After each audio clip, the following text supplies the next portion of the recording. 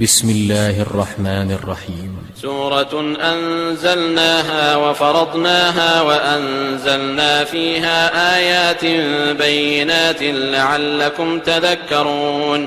الزانية والزاني فاجلدوا كل واحد منهما 100 جلدة ولا تأخذكم بهما رأفة في دين الله إن كنتم تؤمنون بالله واليوم الآخر وليشهد عذابهما طائفة من المؤمنين. الزاني لا ينكح إلا زانية أو مشركة والزانية لا ينكحها إلا زان أو مشرك وحرم ذلك على المؤمنين. والذين يرمون المحصنات ثم لم يأتوا ب4 شهداء فاجلدوهم 80 جلدة ولا تقبلوا لهم شهادة أبدا وأولئك هم الفاسقون. إلا الذين تابوا من بعد ذلك وأصلحوا فإن الله غفور رحيم. والذين يرمون أزواجهم ولم يكن لهم شهداء إلا أنفسهم فشهادة أحدهم 4 شهادات بالله إنه لمن الصادقين. والخامسة أن لعنة الله عليه إن كان من الكاذبين. وصحابته الغر الميامين وعلى من تبعهم بإحسان إلى يوم الدين. أما بعد، أيها المشايخ الأعزاء، أيها الإخوة الفضلاء، أيها الأحبة في الله، نحييكم بتحية الإسلام الخالدة ألا وهي السلام عليكم ورحمة الله تعالى وبركاته. إن جتي الله سبحانه وتعالى كان دلو إدنان الجتوري الله سبحانه وتعالى بدل إن مؤريجي إن باوا أندد دي إن باوا لمتد إن جولي إن الله من صلى الله عليه وسلم mo ganduɗa kanum woni sababu kala moƴƴere, kanum woni sababu kala kisal, kanum woni sababu kala dañal, kanum woni sababu kala daɗal aduna lahara. En ñaguima Allah yo waɗa yurmede makko e moƴƴere makko e neema makko e sahabaɓe jokkunoɓe nulaɗo o e dow lawol peewal e dendanagal jokkuɓe e jokkuɓe ɓen fof e dow lawol peewal ha dara gadara. So ɗum ɓenni ko ñalawma weltare e gonɗen e muɗum, ko ñalawma mo poɗɗen himmirde mbaɗene hen doole men e sembe men, sabu ko gollal ngal ganduɗa hoorema himmirde gollal ngal ene waɗɗi e dow men enen fof. so yama l'islam enen malinaɓe 95% ko en julɓe. so yama madhab maliki enen malinaɓe enen mbawi wiide 100% ko en malikiya. ngati kala e meɗen jibinaɗo fini koye nder madhaba he, kala e men jannguɗo jangi koye nder madhaba he. madhab maliki felo mum ine e dow kala dande malinajo, sabu kala noon ko jomum wawi janngoyde, kala ko jomum wawi faamoyde, nde jomum fuɗɗata basiñi nde kay koye nder madhab he fuɗɗi, ko heeɓi andal caggal mum ko kay koye nder madhab he o fuɗɗi. ene wayno riwaya warshi o no woori e men ni, ene wayno qira'a naafi o no woori e men ni. hayso jomum janngoyi qira'atu o fof, qira'a mum lasɗi o kay nde jomum janngata nde kay e leydi ndi kay ko warshi o fuɗɗi. ɗum tagi noon ñamade madhab malik e ñamade riwaya warshi ine e dow kala men enen ɓeɗo kay.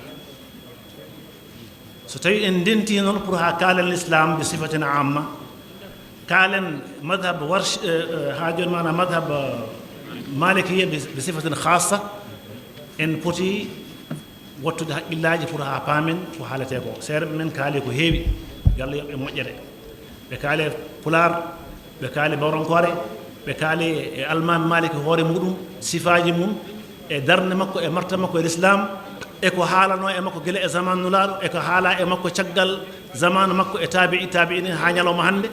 seere men kaali hen hunde, seere men kalni en madina e hoore muɗum madina munawwara, darde mum e martaba muɗum bil muqarana ma ghayriha en paami hen ko heewi en paami leydi ndi l'islam mayri no ardiri gila awwalu haa yetti ñalawma hannde donc en mbawata haalde so wona ko ɓenninoo ko haala ko so ɗum ɓenni noon al islamu ine jogii toon goɗɗum ko wiyete attasamuhu dini walla ene wiye attaayushu assilmi attasamuhu dini ɗum woni yaajande heddiiɓe ɓe weltanade heddiiɓe ɓe waawde maslodirde e yimɓe heddiiɓe ɓe l'islam ine maslodira e dendanangal tagore nde fof l'islam ine gollodira e dendanangal windere nde fof l'islam wiyata wonde kanum tan woni diine keddo ko heddi ko haaju mum ala hen l'islam nde ari nde tawi toon yahudiyankagal tawi toon chrétien yagal tawi toon gueɗeje goɗɗe kono noon l'islam adaki habde e majji l'islam yaññanɗi laabi acci gotel fof no worindaɗi nde wonno hade yahudiya walla nasraniya waylitede pene ɗe nanne hen kanum fof ko diine o goto wonno allah subhanahu wa taala wi en shara'a lakum min ad-dini ma wassa bihi nuhan والذي أوحينا إليك وما وصينا به إبراهيم وموسى وعيسى أن أقيموا الدين ولا تتفرقوا فيه الله هكي أن لاول ديرغول الله دون الشريعة لاول غول غندا هوره ماكو غول لاول غوتون أن باب بن نوبه دكانو النبي إبراهيم موسى عيسى أن باب فوف أن جمرama nangondire wata cierté l'islam ardi ko ha nangondire wata cierté dum tagi non diineji di fof l'islam waawi rendinde di fof mari e les margal mum l'islam adata ko toñada hay goto l'islam toñada hay goto l'islam riwata hay goto l'islam añata hay goto so wona taw gañdo hoore mum walla diwdo hoore mum l'islam nde ari nde allah subhanahu wa ta'ala holli en wonde enen fof ko en gotum enen fof jiidi yumma e baaba يا أيها الناس إنا خلقناكم من ذكر وأنثى وجعلناكم شعوبا وقبائل لتعارفوا إن أكرمكم عند الله أتقاكم إن الله عليم خبير إيه من أن يمبه غندي أنم بوب نجيدي يوم أباب أنم فوق يقولون كوي حاجة من باب آدم أكرم من حواء غنن لجديدو إديدو ليدele إديدو سياجي إديدو دمده دون فوف الله سبحانه وتعالى كو حكيم وودرون كو برها مباون أنو درتي ɗum tagi noon so en jii leƴƴi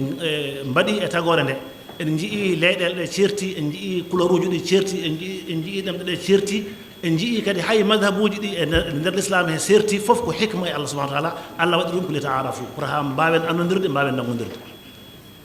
ɗum noon ko ɗum woni ko l'islam ardi enen fof ndenten enen fof nangodiren enen fof cuurodiren enen fof mballodiren enen fof jaafodiren اليد الواحد لا تصفق ولو كانت اليمنى جونغو وota waawa foɓɓude hay sinno ko ñaamo juuɗe ko ma ɗiɗi nde poɓɓodira junngo woota hay sa ñalli fiide voix ala hen sawtu ala hen ko mango saama e wongo nde ɗe ndenta ɗum ke noon nde l'islam ari nde hokki ewa pelle gonnooƴe e sa'a mum ɗe hokkiɗe hurriyatu tabir l'islam nde ari nde tawi on sa'a kana isuji ina toon l'islam nde ari nde tawi ko wiyete biya'u ina toon l'islam nde ari nde tawi ko wiyete salawatu ina toon ولولا دفاع الله الناس بعضهم ببعض لهدمت صوامع وبيع وصلوات ومساجد يذكر فيها اسم الله كثيرا سنو ونانو حكمة الله سبحانه وتعالى دنجول يمبي ويتبع وأدبي أجيال بعد أجيال سنو ونان دير حكمة جي أتوانو كنا يسوجي دي دووني كرشيم بيتو نجولتو يهوديان بيتو نجولتو هدي بيتو نجولتو فوتا وفوفوسي أي إسلام سلاك حاجة معنا كنيسة دارو إسلام سلاك بيعو daro ɗum woni yahudiyankoɓe njulata islam salaki madama ɓe toñani en firti ko l'islam ene yaaji l'islam ɓerde mum ene yaaji l'islam hakkille mum ene yaaji l'islam ene mofti fof so l'islam noon salaki kanisa ɗum woni église daro aɗa andi kay l'islam salata ko miside wonde daro ɗum tagi noon so islam holli enen e yimɓe heddiɓe ɓe en galɗa diineji mais eɗen mbawi wurdude kiba enen meeɓe wonduɓe diina goto enen meeɓe wonduɓe haajo mana madhabu goto enen ɓuuri hande wondude goto surtout enen wiiɓe la ilaha illallah muhammadu rasulullah enen julɓe enen fof ko en goto hay sinno noon madhabuji men ene ceerti ɗuruqaji men ene ceerti tabuloji men ene ceerti paamen ko enen goni goto islam ardi ko kisal abdullah ibn mas'ud radiallahu taala anhu o wi en والذي نفس محمد بيده لا يسلم عبد حتى يسلم قلبه ولا يؤمن عبد حتى يأمن جاره بوائقه mi wondiri mo fittaɗo mouhammadou ndu wona jungo mum ɗum woni allah paame juulɗo wonata juulɗo o hisata kanko juulɗo ɗum woni juulɗo wonata juulɗo so wona ɓerde makko nde hisa immorade e gañgu immorade e mette immorade e hareji immorade e fitinaji immorade e ceerigu juulɗo fof juulɗo mo ɓerde mum nde hisani immorade e contre julɓe on ha jomana l'islam mum hisata juulɗo fof mo bandu juulɗo fof mo bandum en e hoddi mum en kisani e bone mum on liman mum yahata fala budda sa juulɗo geɗɗiɗi islamagal ma ha sella yato ɓerde ma ene selli limanagu ma ha sella yataw koddiɗo ma ene hisi e bone ma so koddiɗo ma hisani e bone ma liman ma yahata so tawi ɓerde ma nde hisani e gañugo e mette wonande contre julɓe andu l'islamagal ma yahata anni ka ɗiɗi ka muslimu ka mu'minu sellugol l'islam ma haalama sellugol iman ma haalama kono noon so tawi en gondi en jiɗodirani en gondi en nangodirani en gondi goto en fof iɗna goɗɗo moƴƴere ko zéro yalla dano en ɗum ɗum tagi noon tinnuɗen ballodiren tinnuɗen nangoden ɗum woni ko l'islam ardi ɗum ko hen gueɗel gotel gueɗel ɗimmel ngel banggal madhab maliki o ko madhab mum fatih alal jami en kaali haalama subaka he wonde ko madhab gadiɗo ko madhabuji kewɗi so wona madhab hanafiya e madahibu sunniya o so wona madhab hanafiya ala gadiɗo kanko kadi kanko madhab maliki o kanko woni haajo mana madhab dendinɗo bayna al athari wa naqli bayna sunna wa ra'yi abou hanifa madhab mum ko ɓuuri hewde hen ko ara uji e imam ahmad bun hanbal madhab mum ko ɓuuri hewde ko atharuji shafii kanum rendini gueɗe ɗiɗi almam malik noon kanko woni mu'tadilu o hutorima banggal sunna ha sika ko sunniyanke 100% kadi o waɗi hen kadi haajo mana ra'yu ɗum woni aqlu kadi ha sika kadi ko ɗum 100% ɗum tagi madhab o ko madhab wasat nani seeɗa ɓen kaali usulul madhab o ene heewi ene yaha fodde sappo ene e aslu alkitabu ɗum woni masadiru madhab o seeɗa ɓe nani kaali hen ko heewi hayso innutake hen kono paamen tan madhab o sa yi o saktima o nangi continent ji ɗi tati fof o nangi asie o nangi haajo mana afrique o nangi europe ko batte i'tidal makko e wasatiya makko madhab maliki saktima hijaz yettima iraq yettima suria yettima yemen yettima bahrain e qatar e kuwait e oman yettima saudi e hoore muɗum ɗum wonti ko toon fuɗɗi caggal muɗum o eggi o ari o yetti leyɗele men ɗega algérie en maroc en tunisie en ha yetti andalos ha yetti to haɗo e fof jeeɗa e afrique chamal muɗum e kene wasat muɗum hande madhab maliki ko woni muɗum ene yaha fodde 150 millions personnes e nder aduna he 150 millions personnes waɗi ɗum ko wasaɗo e wone makko waɗi ɗum ko i'tidal wone makko waɗi ɗum ko infitah wone makko omo jaɓa hunde fof omo jaɓa neɗɗo fof ɗum tagi noon hay goto meeɗa yiide madhab maliki walla malikiyankoɓe kaɓe neɗɗo goɗɗo walla piiɗum walla ñande ɗum o jaɓata ɗum yahata e madhab he ɗum tagi noon nde qadiri o ari naati hen o bisma tijani o ne ari naati hen bisma ashari o ne ari naati hen bisma ewa dendanagal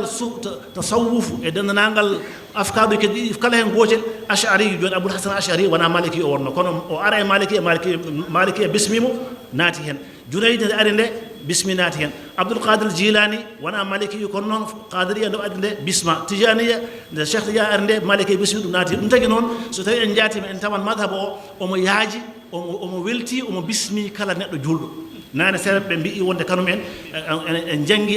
e defte men wonde madhab o kala neɗɗo juulowo tanki aɗa huccita funnague madhab wattano ka kefero sa ari tan hokkete place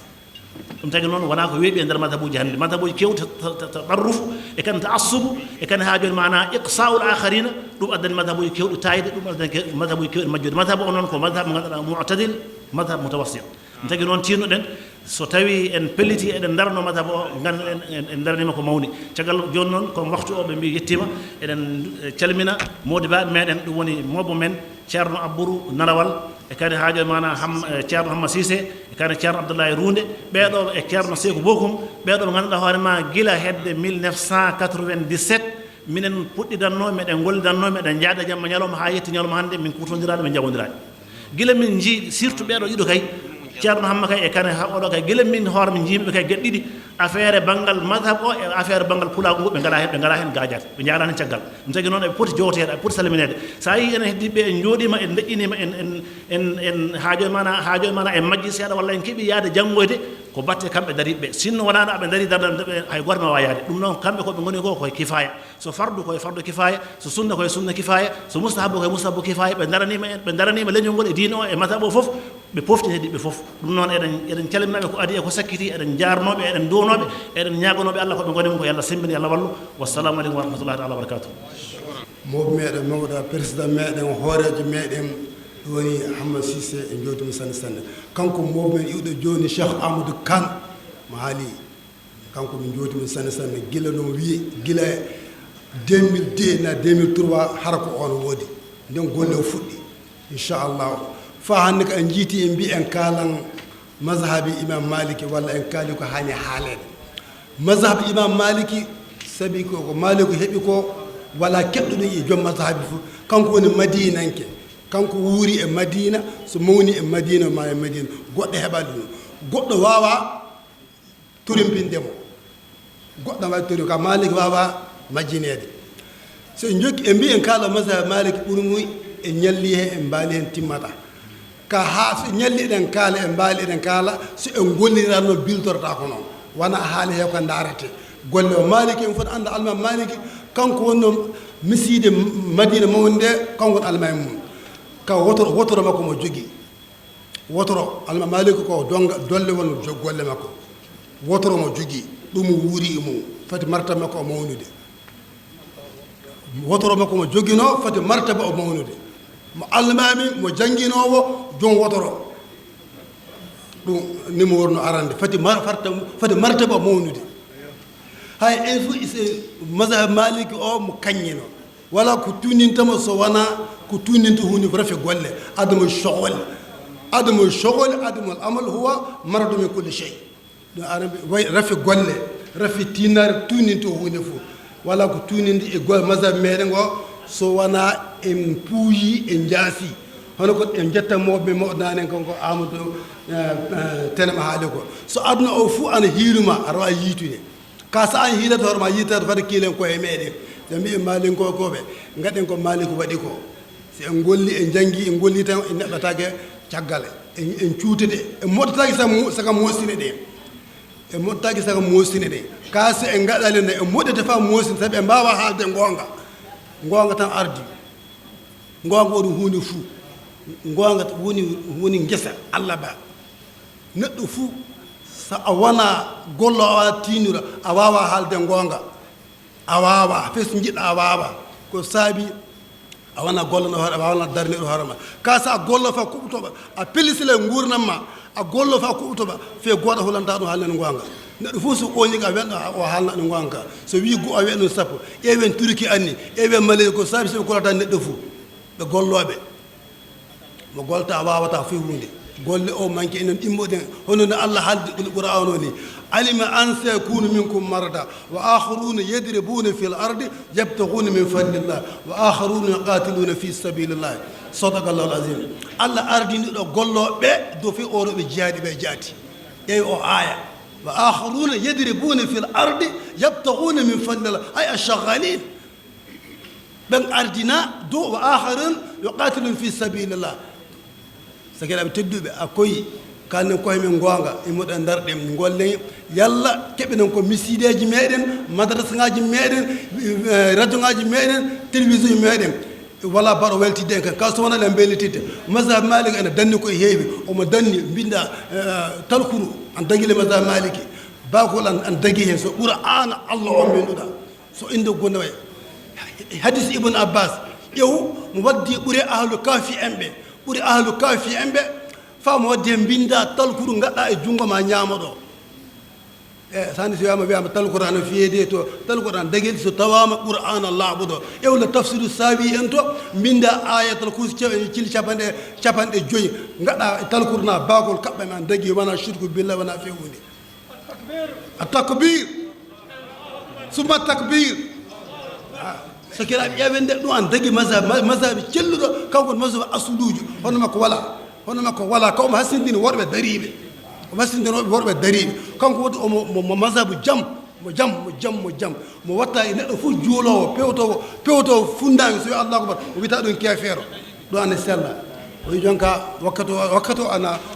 الموضوع من تنوينا نمي نضف كلمة مالي إن ذكر من داي سبنا جوي دو إذن ينين من سأمبي إن كلا بدي ما كودا عندي إن كابتا إن كبتا نونو مذهب جاجودو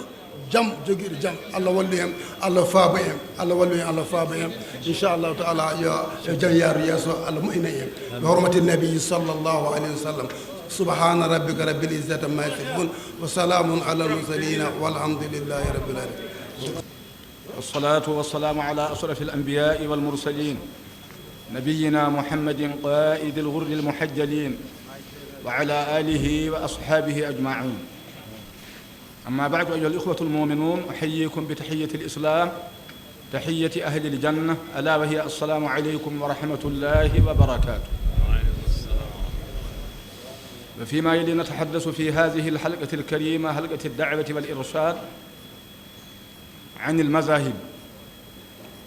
عن المذاهب يعني المذاهب الأربعة،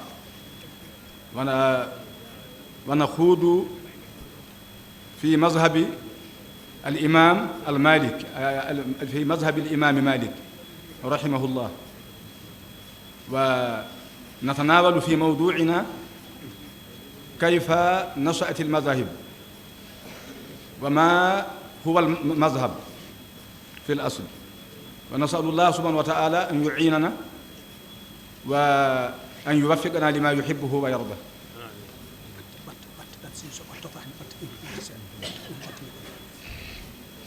sakiraaɓe joomiraaɗo towɗo o yaafo en joomiraaɗo kawrintinɗon ɗo hawrintinɗe e jannaji caggal en juuti balɗe. joomiraaɗo welnu en hoore, joomiraaɗo hokku en battanlobbe. en puɗɗiri haala meɗen ka moolaade seyɗaani. en puɗɗiri basmala ɗum bisimillahi irrahmani irrahim. en puɗɗi yettude joomiraaɗo. en puɗɗiri ɗum en jokkini hen bajjulde annabi sallallahu alaihi wasallam. nenno ko kalten haala muɗum ko kabaru mazahibuji ɗum mazhab malik. nenno mazhab almazhab lugatan at-tariq. so yama mazhabu e bangal hono luga fu mana at-tariq lawol to. wasdilahan ara'un wa afkarun mustanbada min alkitabi was sunna. nenno mazhabu e bangal istilahu ara'u ɗum ra'ayuji e afkar e ahkam ko buɓɓita ƴuude e deftere Allah ɗum kitabu e sunna. nenno hande ka masalan joni sa wi o yo maliki mazhab maliki kanko fiqihi, an ka sa jokki mazhabu o fu ana wayi hono a wala an ka e hadise. yogaɓe won mbiyoɓe noon, yogaɓe ɗum woni yogaɓe mbiyoɓe ɗum la mazhaba ɗum, sabi mazhabu ka wiyam wala fe. نقول له كيف نشأت المذاهب. مذهباji ɗi hono puɗɗiri. نشأت المذاهب بعد الصحابة. caggal sahabaɓe jiiɗe nura sallallahu alaihi wasallam. nde sahaba en goodi nde wa kana al khilaf anazaka qalila. wakkati maɓɓe kamɓe sahaba en ɓe nden luural ngal mawna sanne. aya walamma tafarraqati sahaba, nde sahabaɓe kañum jaati caakino tafarraqu fi duwal ba fi jami il aradi l islamia. ana wayi hono kala sahaba fu jaaɗo eko wondi ko ɗum jokkete. ay noon jokkiri wa kanat il mazahibu kasira. mazhabaji ɗi ene keewi sanne noon. hande so en mbi mazhabu enen mazhabaji nayi ɗi tan, sabi fayi mazhabu hande gollowo gooto keddiɗo o ni mazhabu zahiri. mazhabu zahiri o ana heddi o muntasir fil iraq, omo heddi toon jaati. enen noon mazhabaji nayi ɗi an mazhabu sawri, mazhabu leysi bun saad o, mazhabaji ɗi wa kanata kasira tamama. no ɗi puɗɗiri kanji mazhabaji ɗi e ley zaman nula sallallahu sallam kamɓe ɓe jiidi e nulaɗo on wakkati. ɗum fu alhamdulillah faamu won luural heewa. so taweede ɗum hunde nde jiɓike mama aɗa jogii sahabajo jaati mo gatta e muɗum mo basara lanɗa ɗum hunde. hay nde ɗum kamɓe mazhab nde ɗum ɓoynode hay nden jonka mazhabaji ɗi nden puɗɗi. nenno mazhabu ne hoto ƴuwata. mazhabu o mazhabu fu mon jiiɗa fu a tawan musnadu muɗum min al kitabi wa sunna. nenno kamɓe kanji mazhabaji ɗi mazhabu al imam malik wa mazhabu al hanbali wa mazhabu al hanafi wa mazhabu shafi'i. مذهب الحنفي كانكو هيك ديفو الإمام أبو حنيفة النعمان كانكو هيك مذهب ديفو يليه الإمام أبو عبد الله مالك بن أنس بن مالك الأصبحي الحميري ننو إمام مالك جوكي ماكو إمام الشافعي يتلمذ للإمام مالك وكذلك إمام أحمد كان يدون جنگي إمام الشافعي أنا باي هون بفوق طالب مالك الإمام مالك يلقب بصاحب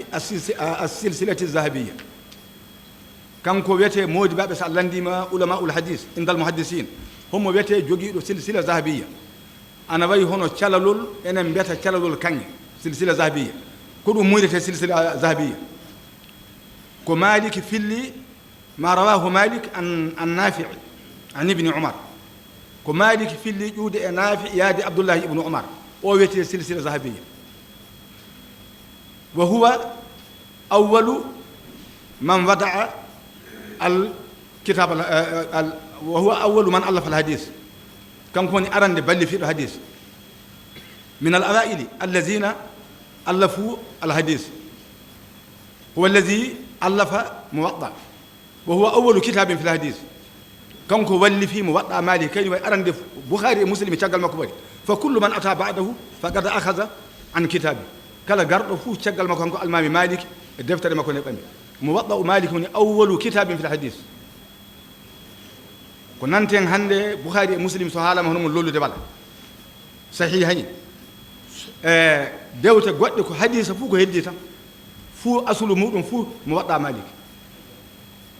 wo ho imamu daril hijra lanno kanko almami maliki iza tahaddasta an malikin faqad tahaddasta an siga faqad tahaddasta an alimi alulama faqad tahaddasta an imami al-a'imma so tawede a haali haala maliki a haali haala kolni أهالي حالة موديبو موديباب أهالي دون حالة المامي وهو مالك بن أنس رحمه الله لأن كتاب موضع كان يموني أرند دفتر الحديث لأنه مذهب كل مويرته لورال المذهب والاختلاف فيهم رحمة للأمة الاختلاف في المذاهب رحمة للأمة على سبيل المثال هنا كويته جوني هنا بانغال لورال المذهب دي يهني وانا تومتارد جوني كم الأئمة الأربعة جوني تو أضحية تو لا يارد كم أئمة أنتم بيفو أضحية فترة مودة تم آخر الأيام المعلومات أيام المعلومات دون سبو ين سبو لا ين يونكا سبو ين سبو لا ين سبو يغو سبو دي دو تيمات نوكو إمام الشافعي ñene ñalaande nayi ɓerdede julde nden timmata so ala sabili misali joni a heɓali layyaji herata heɓali kalisi herata ɗum a heeɓi kalisi de layyaji ɗi manki jomiraɗo to ɗo newni baltati ɗe ɓettima fa ñalaande nayi ɓerde nde yeeso yenugol mayre jomiraɗo newni a heeɓi kalisi a heeɓi kalisi ɗum wiyete taqlid a jongoto e almami goto saɗa andi ko imamu shafii ko a soodan layyaji ma ndi haƴi nanno fa hada al khilaf kana laka rahma nanno ngal lurlal laatini kama yo hinne nanno so haala mazhabi haalama mazhabu yo laawol ittangol e deftere qur'ana e sunna joomira towɗo wawata rewede ɗum ŋarɗa so tawede mbiya a jokkani almami ɓe so ɗum gasa sabi joni sa wi almami maliki joni haali ɗo e fiqhi an fiqhi tugatake fiqhi o ko o haali hen ko a fotama andude so a jokkaaɗi ko makko ko wala fuu no mbawata hono banggal hawrude e ñañal nen ko mbawɗen wiide kabaru diina enen e leydi men ndi kabaru diina e maali kankoɓe ɗum tawɗe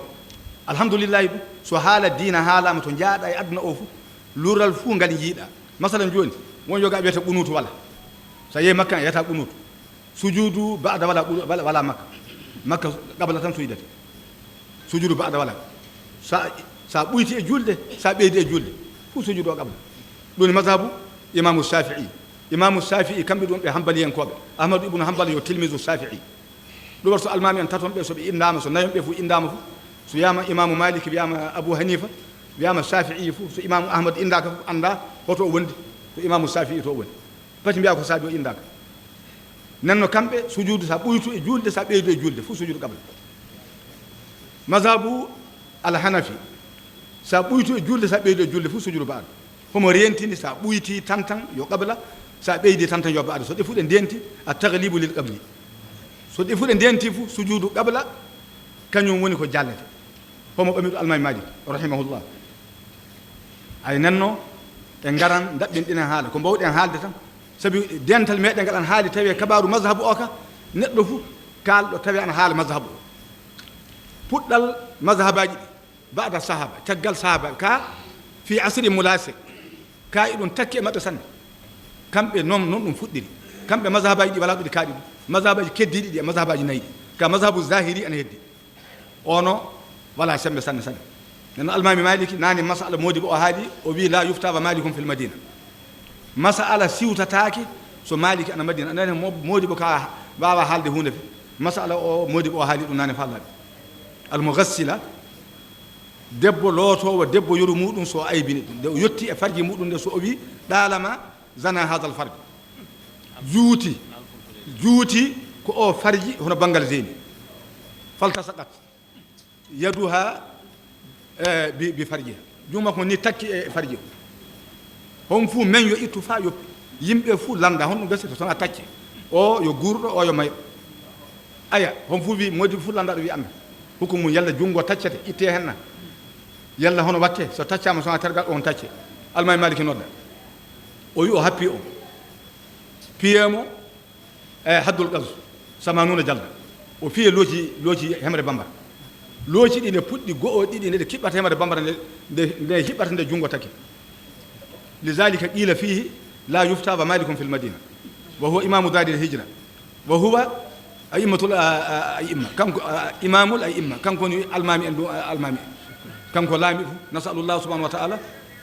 alladhi jama'na fi hadha al makan الطاهر الطيب أن يجمعنا في فراديس جنان وأن يرفع عنا ما حل بنا من الويلات والفتن كلا غرب فدي يجي الدعاء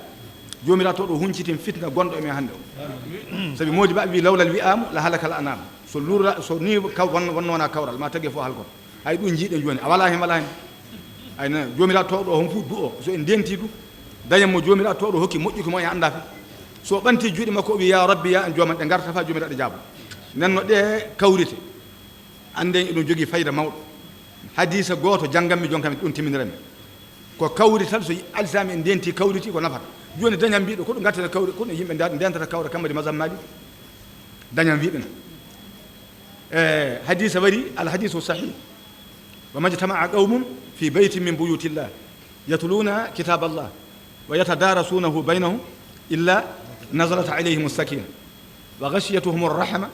wa haffatuhum al-malaa'ikah wa zakarahum Allah fi man 'indah yimbe dentata nokku ko jeya e cuuɗi Allah nokku ɗum mo jo yimɓe ndentimo ɗum ngam Allah ndentata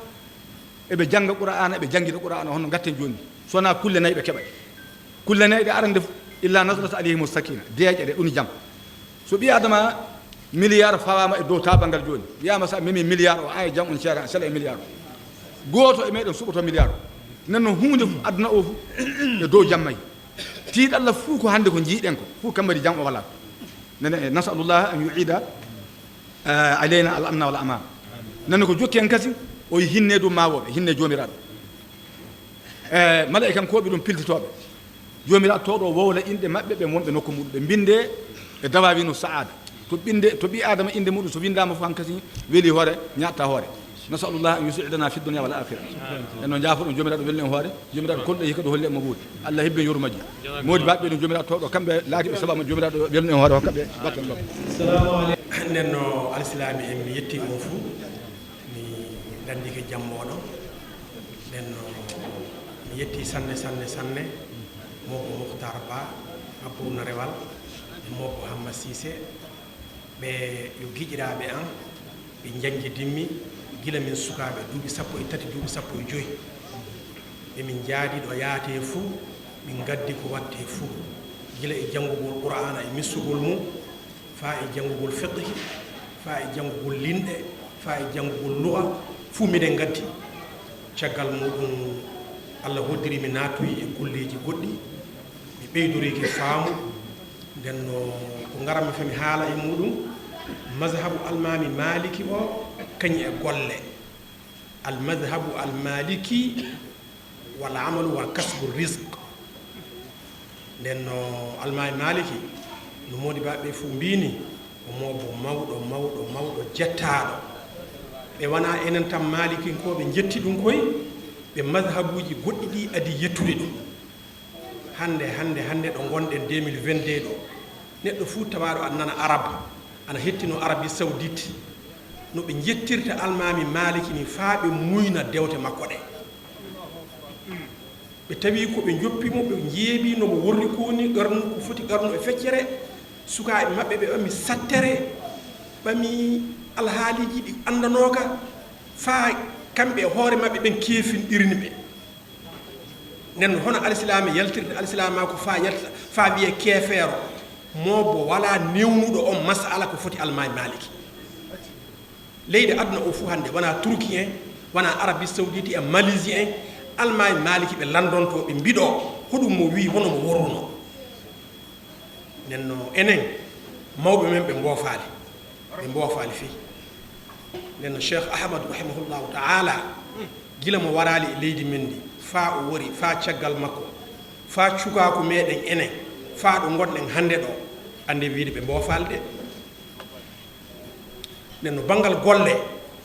andum wiide mazhabu almami maliki o mo newni diina ka fa alislami en keɓano golla guurda sabi ɗum aya qur'ana no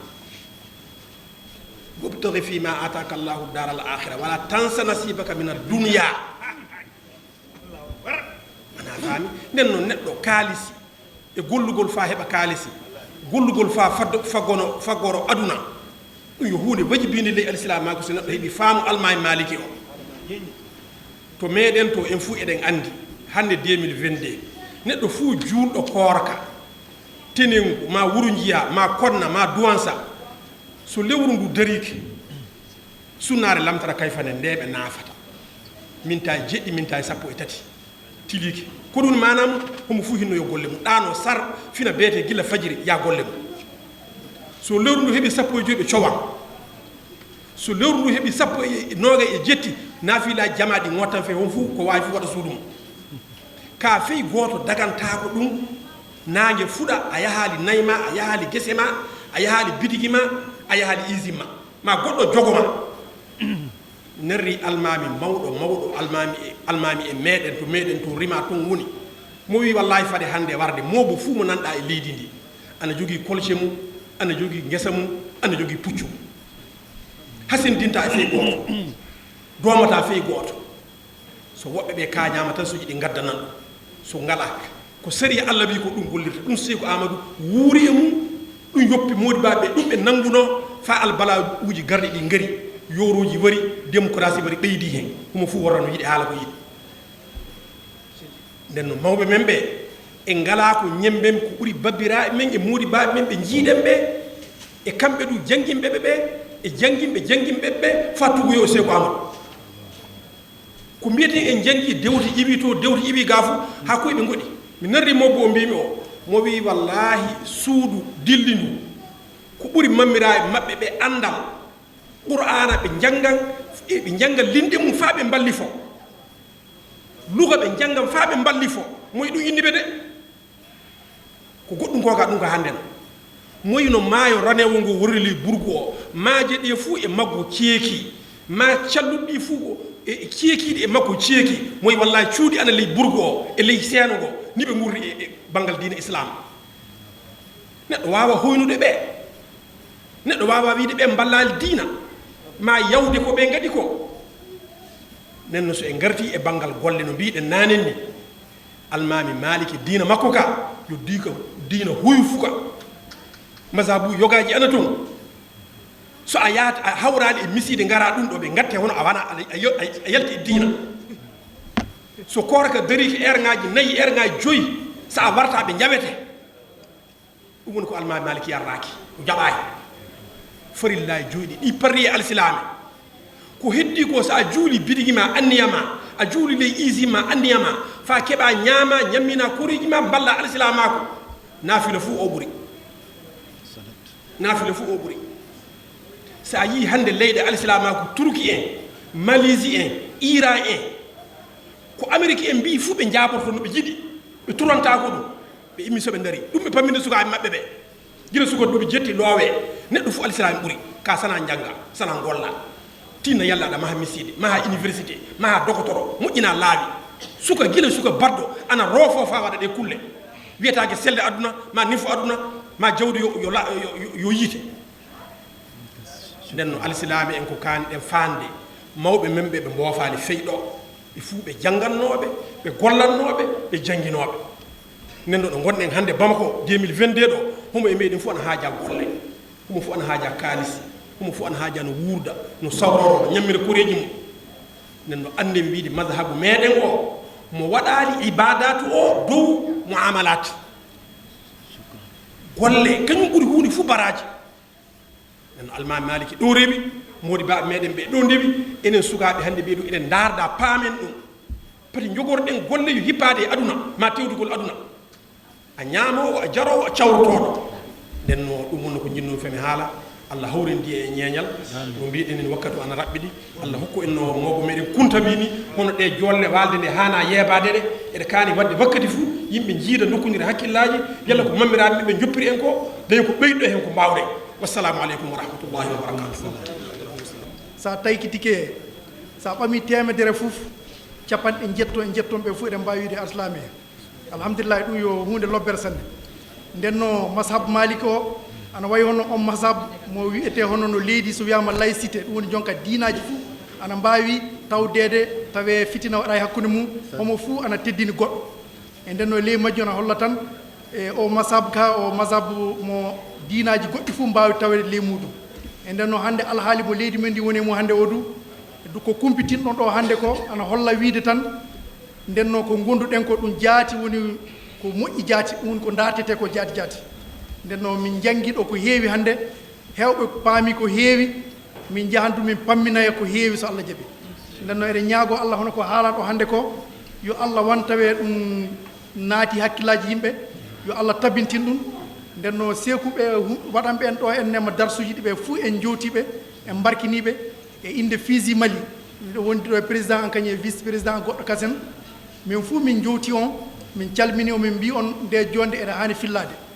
miɗen darda kala ɗo laamu ɗo Mali woni malinke woni fof iwde ley Mali warde caggal Mali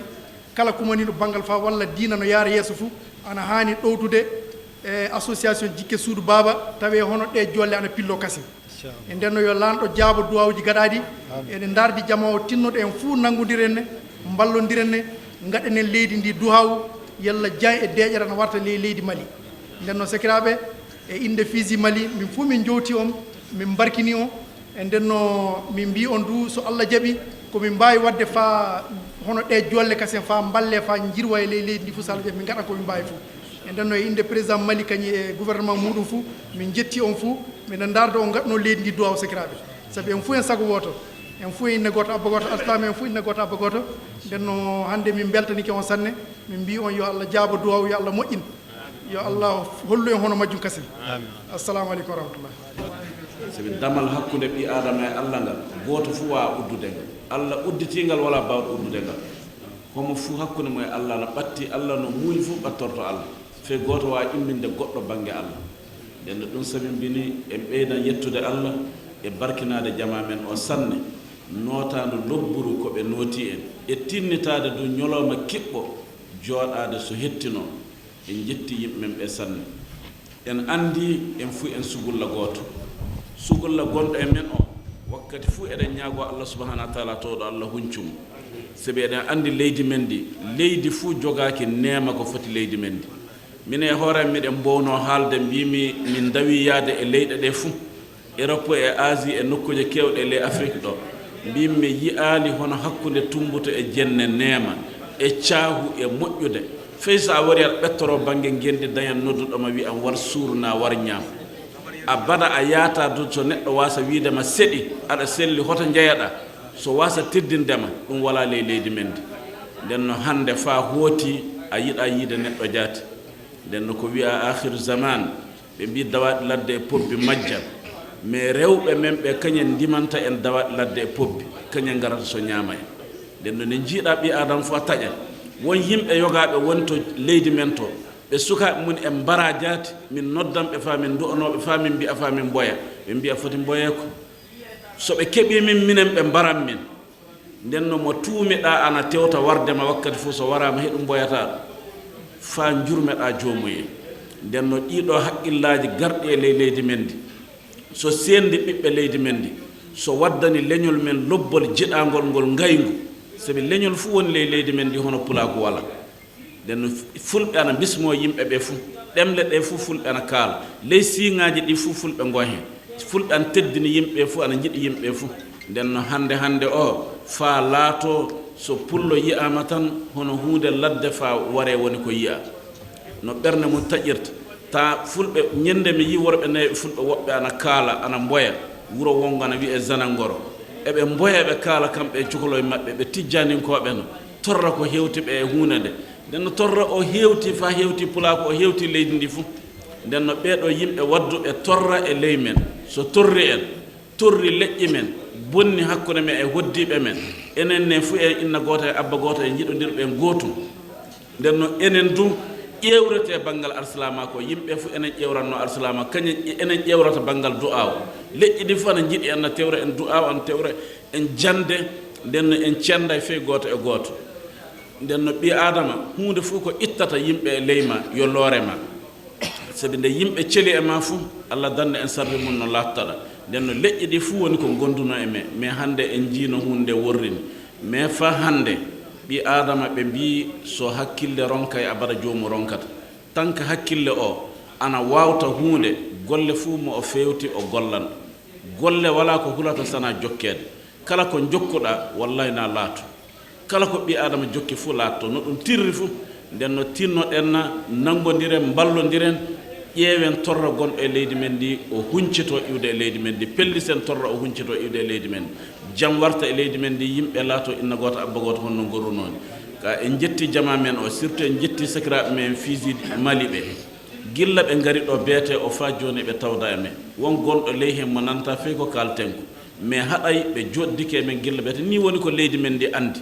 jiɗodiral e nangodiral e gollidal ɗum woni ko anda e ley leydi men ndi laatade inna goto abba goto mo pawɗa fof wallete fa no torra ka wardini fa yimɓe gatti hulodirde neɗɗa wari fa kolla ɗum laawol fellima warima na a noddi neɗɗa hokki ɗum ñamdu fa ñam fuɗɗi ñamde warima na neɗɗo wari naati ley galle ma miili koɗono a bismiki ɗum fellima warima e ɓaman fa tagu lobba gonnoɗo e men teddingol yimɓe yiɗugol yimɓe ngol fof yalta e men fa la fa ne jiiɗa ɓi adam fa wi an a dogan ɗum cuuɗɗa gila yiyayma jaati nden no ɗe ñaago allah huncinta en ɗum sakiraɓe men ɓe jettama sanne sanne e golle o modibaɓe men haalɓe ɗoɓe illa fuɗɗuɓe haala ɓe kanko e mobbo mahmoudou sénégue a faami fuu e toon jeeya mobbo sambare looro warde mobbo hamidou kane diallo mobbo mouhtar ba mobbo abdoullahi kunta mobbo hammadou tenema mobbo bara senosa mobbo sekou bokum mobbo sekou amadou kane e mobbo abdoullahi rounde e dendengal modibaɓe haalɓe ɗo ɓe fuu en jettiɓe en barkinikiɓe anniya lobbo maɓe jogii fewtude e leydi maɓɓe ndi en jetti kamɓe heeɗiɓe ɓeedo sabi ɗum fuu jogade anniya lobbo watta so kettinoɗa haala kalteka eɗen ñaago allah subahanahu wa taala to ɗo yoɓɓe fuu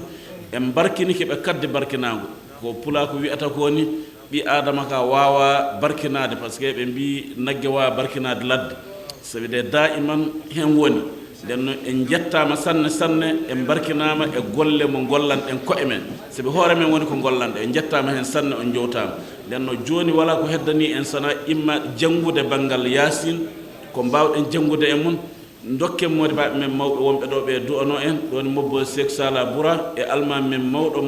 Mouhamed Sow ɓe garan ɓe du'ano en nden no du'awo o du eɗen gikki e jomiraɗo jaaboto sabi torra ɓe mbi fey annabaɓe ɓettiɓe torra waran e maɓɓe allah jaatina andi torra o ana dow maɓɓe mais so ɓe nodda e allah allah huncintantaɓe torra en jii hono nabiyullahi Zakariya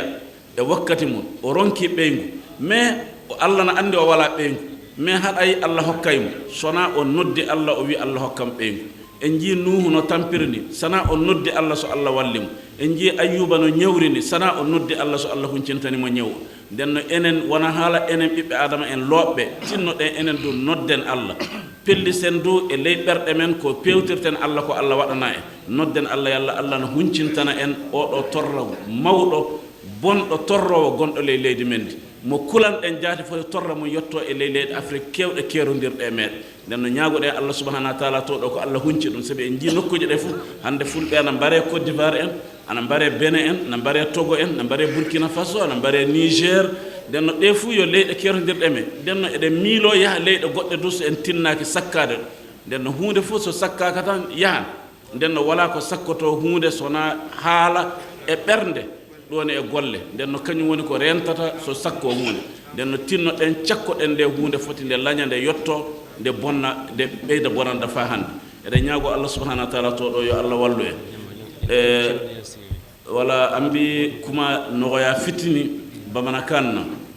ka yira am bal mawla an yam bal mawfo ka wali ñuman don ka u barkada ka ñini u fe halisisan anga jija anga ñogom mine anga barake fem mimbe anga jamana kona anga seka kumbe aka dan sirala vraiment bibina jamana dew torola abi fo mo sita kalama kateme anko nam miriyara mimbi ke jamana kono parce que anya jamana yoro chamanke na ibi jamana yoro don fen wo fem mimbi ke jamana kono ibi chaman me anya an yere ka ko be ye garibu ya folo mali sarkilsite chaman be anya ke yan abela jele ambado min kumbe jamana kono amba kalama mais bibina mogo min dusu kasilen do ka teme be ka iba fo an parce que mogo be an wele na toro ya usoro parce que hadama dem be mogo min bi ka kamme na toro ya esoro ibi ode wele i jigi baka iba fo a karima sina an ko ni toro ya an soro de wallahi mogo be an wele wati do la fo ambi sigi ambi kasi parce que c'était anye parce que anti seka kumbe na sebe anye don kele ambi ben nati jamana kono yoroni kele mais c'était anye mais ambi ala deli ala kan deme ambi seka ninkumbe choya min anko siaw be toro la mali kono fulaw mo mununde don ubi mo be kumbe mo be ka bonya be u yoro iti teme masna jamana ka yoro si fo mo ka ewele na dumunike hal na soro ibe siraga hal na imateme dugu kerefe na uya eye doro uba fo na nanga dumunike ubi be bonya ubi be fe mais bibina na iya jatamine ko ciena fo hadama den yere bisira hadama den nyo na iya hadama den ye doro ijabiti parce que ibi mo wele dunan yala pour que ka dumuni di dama abi efa wala mo be do ika du kono doro abi fa bon fo hadama dew bebi sira ñowan fo ita don yere ini mimbi sigi ka kuma pour que benkana iti da mo sila na iya mo mi ye doro iba fo o tigimina e fa hakili sigi tay mais wajibi de don anka fo anga wilika jo kanin kumbe parce que hakili be anna dusu be anna nan jijara doron sika sita la amba kumbe an se ko dama yirala mais oda kama an ya am balmawnunum barkada ka ñini u fe halisi san anga ñogom mine anga barake ka anga balmaw fo no ye fizi mali mogoye do bala munu hale tu flakame mais u sigilem be an cema ani anga mogo were u fen wo fe mimbe ani kara mogo baw munun kumena ani munu ya la melike am du bo fo ka wali ñoman donc u barkada ani munu ya konin deme u bela jele am du fo ka wali ñoman donc u barkada ani karamogo bela jelen fana ya cotisation ke uni ñogonce ambi be fo ka wali ñumando ko barkada u ya minke u yake u yere ambi ala deli ala kan deme halisisa amba seka fitina mimbe jamana kono anga seka kumbe pour que toroni akana bonya ka se yoro were anko jamana chama munum be an kerefe bi a bela jelen fulaw uka ko ka gele yen bon namma kumbe abisa jamana were o ma fana tuguni mais ambe ala deli ala ka hakili di amma ani dusu ani fanga anga seka kumbe ka ban mais sisa na ala sona ambina du'a ke sura min ka bo ambolo ni sura ubeye no ye suratu yasin ye ala de qur'ana ka duskunye fulaw famfe folo ambi fengo fenke ambi yasin de kalanka du'a ke ala bi an deme fana ko bi nye ambolo bibina anga jamana kono mo seka du'a ke parce que ubi sira na iko ibi du'a ke doro bifo na iya du'a ke ambi faga bon bibina ambe yoro minna anko ni kanka du'a ke ka ala wele amba don fana kiraw be halna toro ya usoro na uma ala wele ala ti toro ni wili janko am munu ye hadama dewi bebi toro soro me fu uka ala wele na uya ala wele doro ala ba fo aba wili me ala ba kala ma toro buka am fana ala ba kala ma toro be anga jamana kono me anga wili ka joka ala wele pour que toro ni bi se ka wili choya men ambi ala deli ala ka du'a bela jele mine ambina minke sisa an duskum be ka ke kelen ye ka ala wele ka jigida ala ka ala bi an lame ambi ala deli ala ka an deme ay an ya min fo choya men nan ko koroboro ko tunka hune jere boro ko hinka harga borose mais tunka hune yer ko jere ni sinka harga borose ibise ka fo mo ye wili ka bone kerefe mais wili ka bo ala kerefe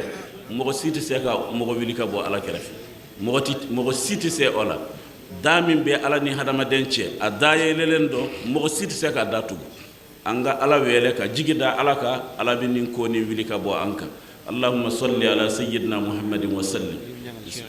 ambi yasin kalan sie kelen kelen mo munum beyanno la allah akacha munum ya qur'ana dursi ukacha ambi yasin kalan sie kelen kelen ambi soraka du'a ke ka mo la bila inshallah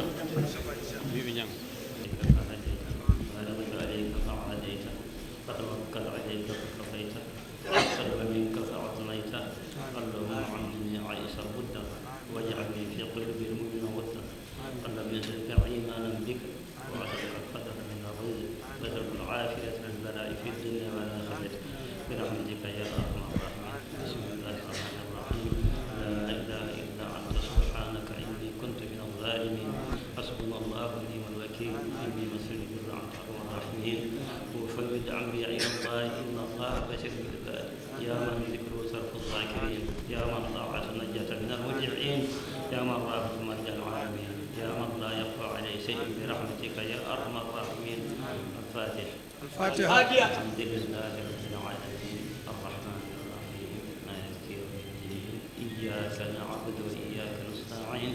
اهدنا الصراط المستقيم صراط الذين أنعمت عليهم غير المغضوب عليهم ولا الضالين. المهم موضوع محمد صو ورد أنا إن شاء الله.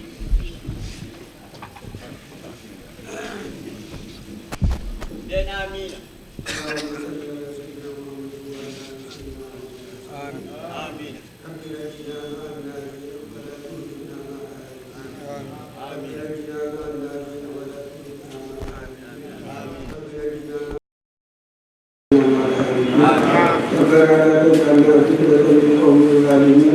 ونجنا برحمتك من القوم الكافرين رب نجنا من القوم الظالمين برحمتك يا ارحم الراحمين يا ذا الجلال والاكرام اللهم ارزقنا سعاده الدارين واقنا عنهما اللهم ارزقنا سعاده الدارين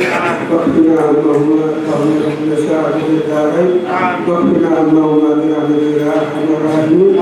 يا ذا الجلال والاكرام يا ذا الجلال والاكرام يا ذا الجلال والاكرام يا ذا الجلال والإكرام أمرنا في أمورنا كلها ونجنا من المكائد والمسائل والشدائد كلها اللهم إنك قلت وقولك الحق الله الذي هم بالله يرزق من يشاء وهو الذي العزيز إن ربي لطيف لما يشاء إنه هو العليم الحكيم يا لطيف يا خبير يا حفيظ لما دعوتنا بالدعاء وأتنا بهذا فتدعونا كما أمرتنا فإننا دعانا كما وعدتنا إنك لا تخلف الميعاد اللهم يا علينا عليم ولا يا قدير ومن الى البدع يا قدير يا ميسر كل امر يسير ان تيسير كل اسير ما سهل يسير اللهم لا سهل الا ما جعلته سهلا نسالك السهل واليسر والمعافاه نسالك اليسر والمعافاه برحمتك يا ارحم الراحمين ربنا اتنا في الدنيا حسنه وفي الاخره حسنه وقنا عذاب النار اللهم صل على سيدنا محمد الفاتح لما اغلق والخاتم لما سبق ناصر العدل بالحق والهادي الى صراطك المستقيم وعلى اله حق قدره ومقدار العظيم صلاه تفتح لنا بها ابواب الرضا والعز والتيسير وتغلق بها عنا ابواب الشر والدين والتعسير والفتن وتكون لنا بها وليا ونصيرا انت ولينا ومولانا فنعم المولى ونعم النصير ولا حول ولا قوه إلا بالله العلي العظيم يا قاضي الحاجة في حوائجنا ويا مجيب الدعوات استجب دعانا برحمتك يا أرحم الراحمين إن الله وملائكته يصلون على النبي يا أيها الذين آمنوا صلوا عليه وسلموا تسليما صلى الله تعالى عليه وعلى آله وصحبه وسلم تسليما سبحان ربك رب العزة عما يصفون وسلام على المرسلين والحمد لله رب العالمين.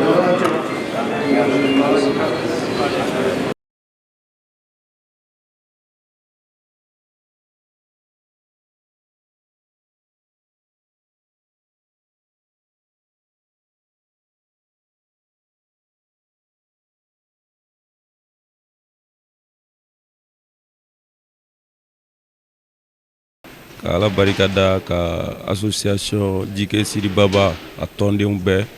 k'u barikada ne Cɛmɔgɔ Goyita ye ne ye Fizi Mali président ye n'a bɛ fɔ a ma Front Uni pour la sauvegarde de l'intégrité du Mali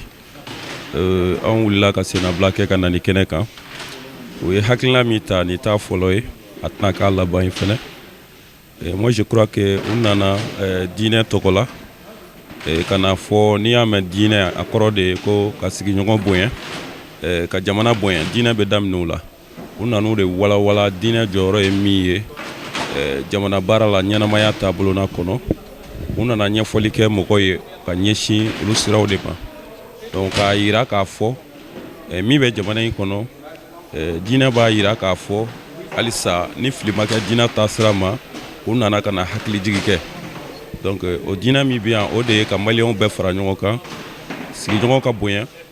dunanw ka bonya jamanadenw ka bonya bɛɛ ka kɛ kelen ye diinɛ ye o de fɔ diinɛ bɛ daminɛ yen de ni jamanadenw bɛɛ bonyana jamanadenw k'u ka autoritéw bonya a ka ca Ala fɛ diinɛ ye laɲini minnu kɛ o bɛ sabati parce que a bɛ bɛn ni karama de ko fɔ donc ni kɛnɛ in ka yan an b'a organisateurs fo minnu sera ka baara kɛ k'u muɲu minnu fana nana ka walawalali kɛ ka ɲɛsin jamanadenw bɛɛ ma pour que jamanadenw bɛɛ bɛ se ka nafa sɔrɔ k'a fɔ diinɛ bi yan kabiri lawale fo bi diinɛ bɛ continuer donc Mali ye o de ye u nan'u de fɔ maliyɛnw ye k'a fɔ ni mɔgɔ ma fili diinɛ ka taa siraw ma donc i bɛ jamana bonya i bɛ jamanadenw bonya donc i bɛ se ka Ala ka siraw fana o ye min fɔ ɲɛnamaya taabolo na kɔnɔ i b'o fana bonya donc Fizi fana ka wulikajɔ ye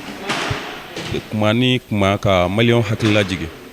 fɛn o fɛn ye ka se ka jamana jɔnjɔn bonya ni o ye drapeau ye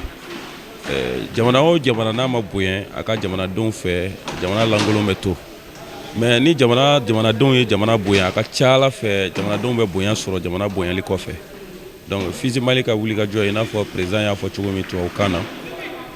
ka se ka wuli ka ni hakilina sugu a bɛ mɔgɔ minnu na ka s'u ma pour que an ka fara ɲɔgɔn kan jamanaden bɛ yɔrɔ yɔrɔ k'u lafaamuya baara min b'an da la bi n'u ye degun ye ni minnu m'a faamu an k'an fara ɲɔgɔn kan an ka se ka gɛlɛya wuli ka bɔ an da la an b'olu baaraw de la an tun bɛ o hukumu kɔnɔ donc k'aw yɛrɛw fo aw minnu ye kunnafonidilaw ye ka na kumakanw ta k'u jɛnsɛn ka kunnafoniw jɛnsɛn n b'a dɔn aw de bɛ se ka diɲɛ suwa ɲɔgɔn na bi ni kunnafoni ye donc a ka sanuma di u ma k'a fɔ nin kɛnɛ sigira hɛrɛ la a wulila hɛrɛ la k'aw yɛrɛw fo k'aw waleɲuman dɔn faso baara tɔgɔ la ani presse bɛɛ lajɛlen tɔgɔ la aw ni ce aw ni faso jɔ merci. والله عليم حكيم إن الذين يحبون أن تشيع الفاحشة